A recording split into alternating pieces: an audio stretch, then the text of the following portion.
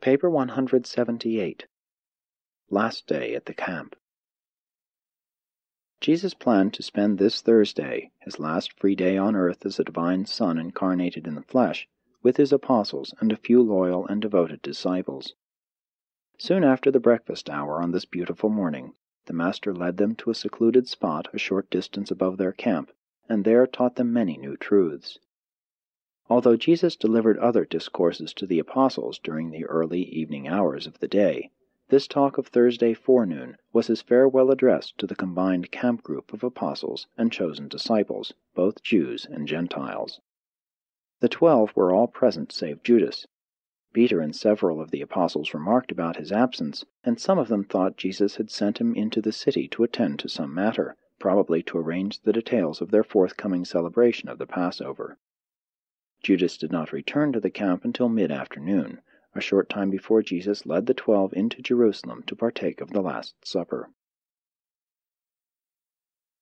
1. Discourse on Sonship and Citizenship. Jesus talked to about 50 of his trusted followers for almost 2 hours and answered a score of questions regarding the relation of the kingdom of heaven to the kingdoms of this world, concerning the relation of sonship with God to citizenship in earthly governments. This discourse, together with his answers to questions, may be summarized and restated in modern language as follows. The kingdoms of this world, being material, may often find it necessary to employ physical force in the execution of their laws and for the maintenance of order. In the kingdom of heaven, true believers will not resort to the employment of physical force. The kingdom of heaven, being a spiritual brotherhood of the Spirit-born sons of God, may be promulgated only by the power of the Spirit. This distinction of procedure refers to the relations of the kingdom of believers to the kingdoms of secular government, and does not nullify the right of social groups of believers to maintain order in their ranks and administer discipline upon unruly and unworthy members. There is nothing incompatible between sonship in the spiritual kingdom and citizenship in the secular or civil government. It is the believer's duty to render to Caesar the things which are Caesar's, and to God the things which are God's. There cannot be any disagreement between these two requirements, the one being material and the other spiritual, unless it should develop that a Caesar presumes to usurp the prerogatives of God and demand that spiritual homage and supreme worship be rendered to him. In such a case, you shall worship only God, while you seek to enlighten such misguided earthly rulers, and in this way lead them also to the recognition of the Father in heaven. You shall not render spiritual worship to earthly rulers, neither should you employ the physical forces of earthly governments, whose rulers may sometime become believers, in the work of furthering the mission of the spiritual kingdom. Sonship in the kingdom, from the standpoint of advancing civilization, should assist you in becoming the ideal citizens of the kingdoms of this world, since brotherhood and service are the cornerstones of the gospel of the kingdom. The love call of the spiritual kingdom should prove to be the effective destroyer of the hate urge of the unbelieving and war-minded citizens of the earthly kingdoms. But these material-minded sons in darkness will never know of your spiritual light of truth unless you draw very near them with that unselfish social service which is the natural outgrowth of the bearing of the fruits of the Spirit in the life experience of each individual believer. As mortal and material men, you are indeed citizens of the earthly kingdoms, and you should be good citizens, all the better for having become reborn spirit sons of the heavenly kingdom. As faith-enlightened and spirit-liberated sons of the kingdom of heaven, you face a double responsibility of duty to man and duty to God, while you voluntarily assume a third and sacred obligation, service to the brotherhood of God-knowing believers. You may not worship your temporal rulers, and you should not employ temporal power in the furtherance of the spiritual kingdom, but you should manifest the righteous ministry of loving service to believers and unbelievers alike. In the gospel of the kingdom there resides the mighty Spirit of truth, and presently I will pour out this same Spirit upon all flesh. The fruits of the Spirit, your sincere and loving service, are the mighty social lever to uplift the races of darkness, and this Spirit of truth will become your power-multiplying fulcrum. Display wisdom and exhibit sagacity in your dealings with unbelieving civil rulers. by discretion, show yourselves to be expert in ironing out minor disagreements and in adjusting trifling misunderstandings. In every possible way, in everything short of your spiritual allegiance to the rulers of the universe, seek to live peaceably with all men. Be you always as wise as serpents, but as harmless as doves. You should be made all the better citizens of the secular government as a result of becoming enlightened sons of the kingdom. So should the rulers of earthly governments become all the better rulers in civil affairs as a result of believing this gospel of the heavenly kingdom. The attitude of unselfish service of man and intelligent worship of God should make all kingdom believers better world citizens, while the attitude of honest citizenship and sincere devotion to one's temporal duty should help to make such a citizen the more easily reached by the spirit call to sonship in the heavenly kingdom. So long as the rulers of earthly governments seek to exercise the authority of religious dictators, you who believe this gospel can expect only trouble, persecution, and even death.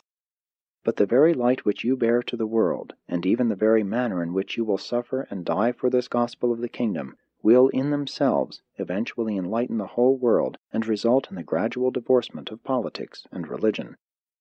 The persistent preaching of this gospel of the kingdom will someday bring to all nations a new and unbelievable liberation, intellectual freedom, and religious liberty. Under the soon coming persecutions by those who hate this gospel of joy and liberty, you will thrive and the kingdom will prosper. But you will stand in grave danger in subsequent times when most men will speak well of kingdom believers, and many in high places nominally accept the gospel of the heavenly kingdom. Learn to be faithful to the kingdom even in times of peace and prosperity. Tempt not the angels of your supervision to lead you in troublous ways as a loving discipline designed to save your ease-drifting souls. Remember that you are commissioned to preach this gospel of the kingdom, the supreme desire to do the Father's will, coupled with the supreme joy of faith realization of sonship with God, and you must not allow anything to divert your devotion to this one duty. Let all mankind benefit from the overflow of your loving spiritual ministry, enlightening intellectual communion, and uplifting social service, but none of these humanitarian labors, nor all of them, should be permitted to take the place of proclaiming the gospel. These mighty ministrations are the social byproducts of the still more mighty and sublime ministrations and transformations wrought on the heart of the kingdom believer by the living Spirit of truth, and by the personal realization that the faith of the Spirit-born man confers the assurance of living fellowship with the eternal God. You must not seek to promulgate truth, nor to establish righteousness by the power of civil governments, or by the enaction of secular laws. You may always labor to persuade men's minds, but you must never dare to compel them. You must not forget the great law of human fairness which I have taught you in positive form. Whatsoever you would that men should do to you, do even so to them. When a kingdom believer is called upon to serve the civil government, let him render such service as a temporal citizen of such a government, albeit such a believer should display in his civil service all of the ordinary traits of citizenship as these have been enhanced by the spiritual enlightenment of the ennobling association of the mind of mortal man with the indwelling spirit of the eternal God. If the unbeliever can qualify as a superior civil servant, you should seriously question whether the roots of truth in your heart have not died from the lack of the living waters of combined spiritual communion and social service. The consciousness of sonship with God should quicken the entire life service of every man, woman, and child who has become the possessor of such a mighty stimulus to all the inherent powers of a human personality. You are not to be passive mystics or colorless ascetics. You should not become dreamers and drifters, supinely trusting in a fictitious providence to provide even the necessities of life. You are indeed to be gentle in your dealings with erring mortals, patient in your intercourse with ignorant men, and forbearing under provocation, but you are also to be valiant in defense of righteousness, mighty in the promulgation of truth, and aggressive in the preaching of this gospel of the kingdom, even to the ends of the earth. This gospel of the kingdom is a living truth.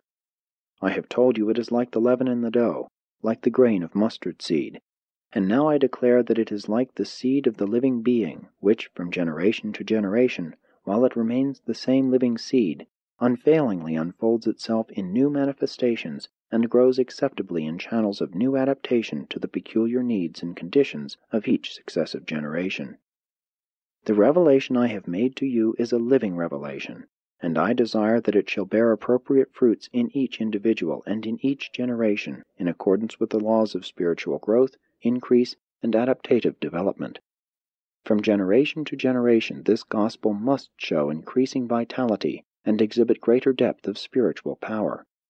It must not be permitted to become merely a sacred memory, a mere tradition about me and the times in which we now live. And forget not, we have made no direct attack upon the persons or upon the authority of those who sit in Moses' seat.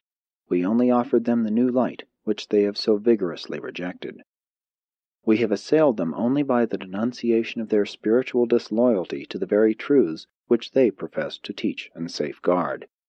We clashed with these established leaders and recognized rulers only when they threw themselves directly in the way of the preaching of the gospel of the kingdom to the sons of men. And even now it is not we who assail them, but they who seek our destruction. Do not forget that you are commissioned to go forth preaching only the good news.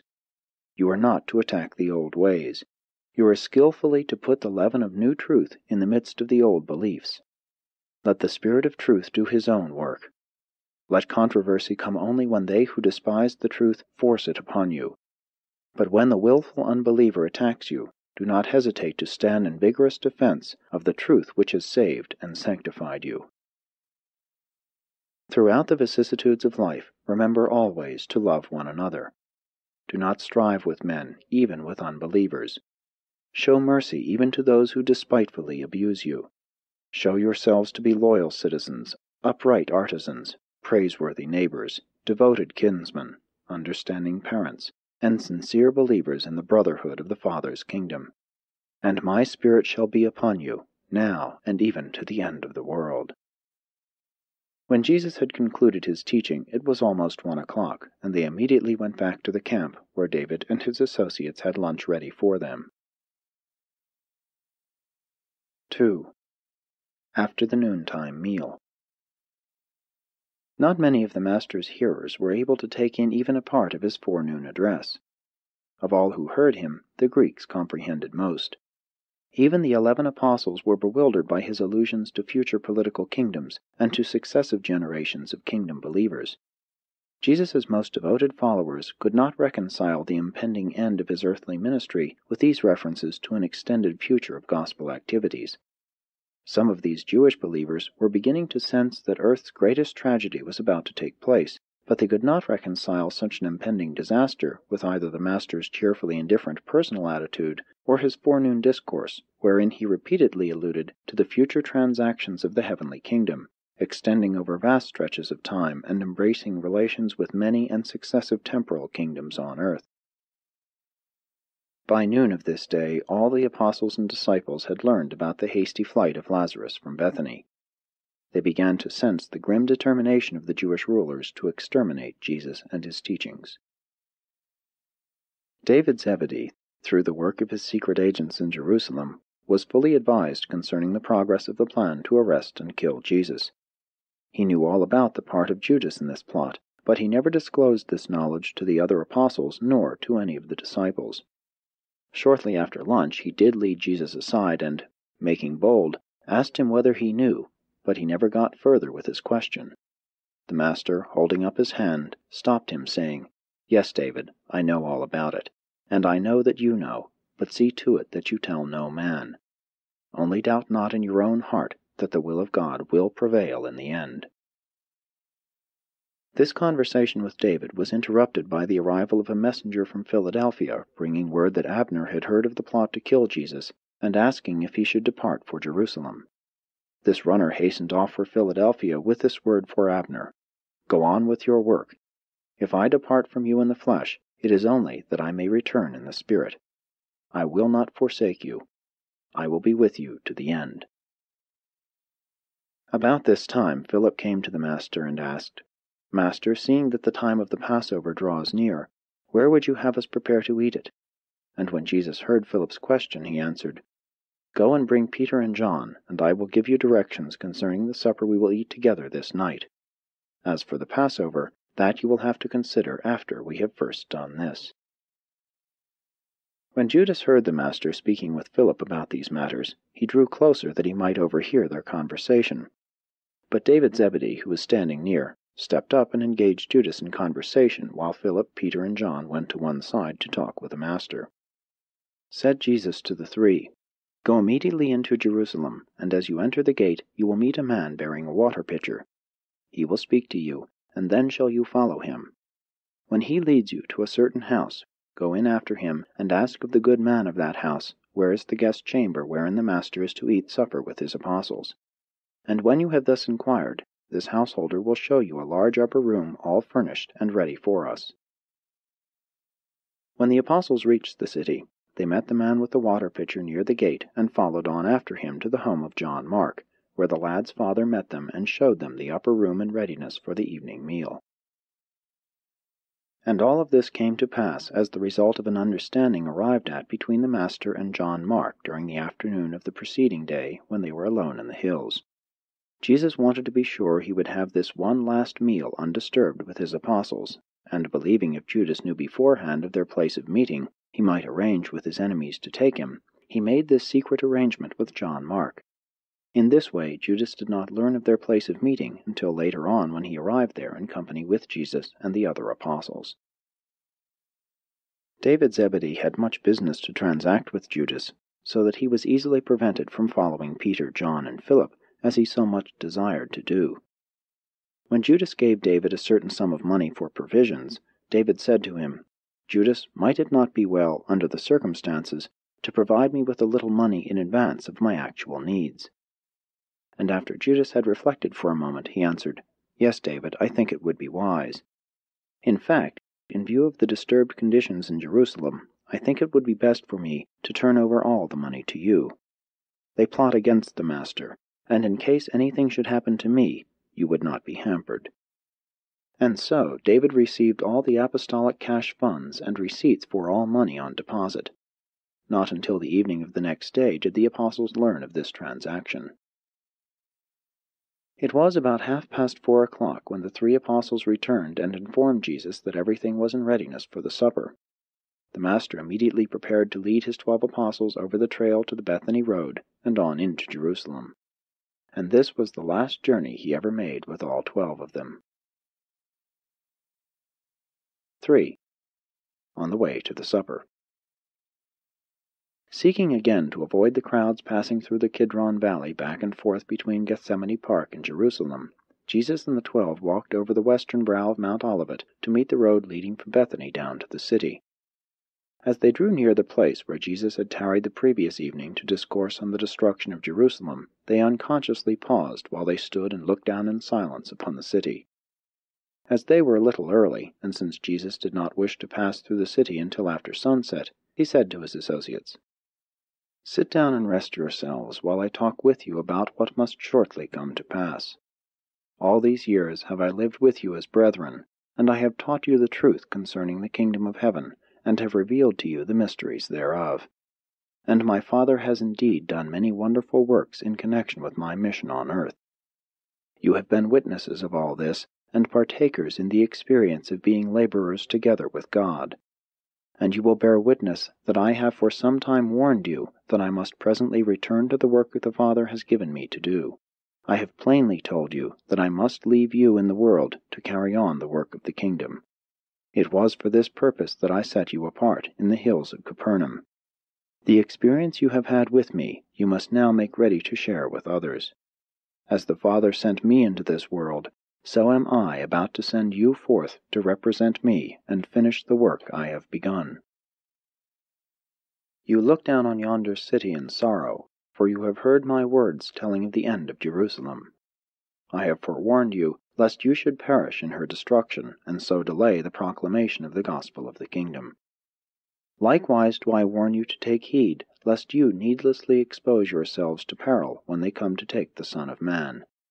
I must go, but you are to remain to witness to this gospel when I have gone, even as I directed that Lazarus flee from the wrath of man, that he might live to make known the glory of God. If it is the Father's will that I depart, nothing you may do can frustrate the divine plan. Take heed to yourselves, lest they kill you also. Let your souls be valiant in defense of the gospel by spirit power, but be not misled into any foolish attempt to defend the Son of Man. I need no defense by the hand of man.